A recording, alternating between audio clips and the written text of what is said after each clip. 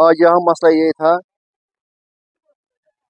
यहाँ जो भी गाड़ी है उनको मैंने अपील की थी कि वो अपने अपने गाड़ी यहाँ स्टैंड में लाए, सीरियल नंबर के साथ चलिए, वो नंबर बाकायदा गाड़ी का यहाँ लिखेंगे। अगर नहीं लिखेंगे उसके जिम्मेदार वो खुद होंगे। जिनके पास मेंबरशिप नहीं है वो एप्लीकेशन दे के हमें उनके बारे में सोचेंगे, बॉडी मीटिंग लेके उसके बारे में हम सोचेंगे। ठीक है, ये स्टैंड है, ये ऑलरेडी रजिस्टर्ड स्टैंड है, आपने खुद ही देखा। अभी तकरीबन 600 गाड़ी का जगह हमारे पास अवेलेबल है। ठीक है, तो बाकी जो ये आवारगी है ये हम खत्म करना चाहते हैं, ये नहीं रहना चाहिए। मामर का उसका सर ये मसला था कि उसने ऑलरेडी 478 मेंबरशिप दी है उसका, और हमारा आपस में ये तनाज़ा चल रहा है कि उससे हम मांग रहे हैं 478 मेंबरशिपों का हिसाब, जो कि उसने हर एक मेंबर से 20-20 हज़ार रुपया लिया है सर। नंबर एक। नंबर दो, जो भी 20 समझो 20 साल तक जो भी पैसे आए थे स्लिप बुक गया वगैरह, वो सारा उसने हड़प किया है। वही इख्तलाफ उसके साथ हमें है, उसको हमने कोर्ट में केस भी किया उसके खिलाफ। आज तक वो उसको टस से मस नहीं हो रहा है, इसलिए अब वो प्रोपेगेंडा बना रहा है कि दूसरे जगह मैं स्टैंड खड़ा करूंगा। उसको हमारे से यही तकलीफें होते हैं। अब वो गरीब लोगों को इस्तेमाल करते हैं वहाँ पे कि हम दूसरा स्टैंड खड़ा करेंगे, ये करेंगे। कोर्ट के आर्डर के बावजूद फिर भी ये कोर्ट का आर्डर का वायलेशन करते हैं कि फिर भी ये चला रहे हैं। हमें समझ नहीं आ रहा है इनके सर पे किनका आशीर्वाद है।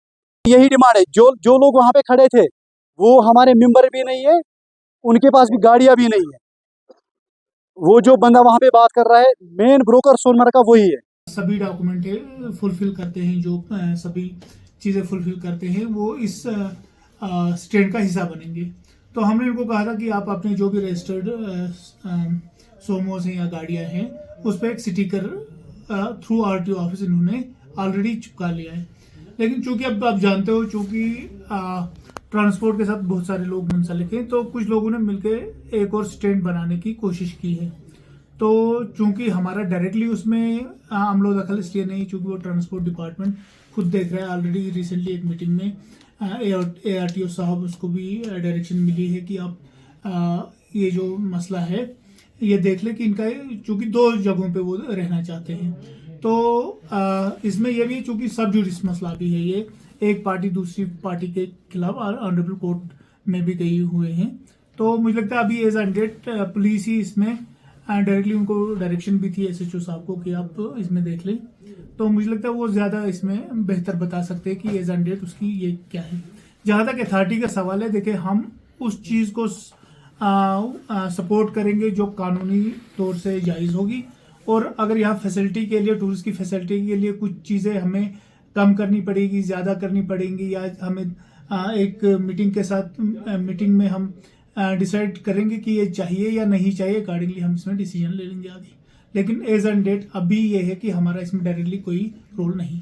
पहले सबसे पहले कि ज़मीन किसकी है वो हमें देखनी है।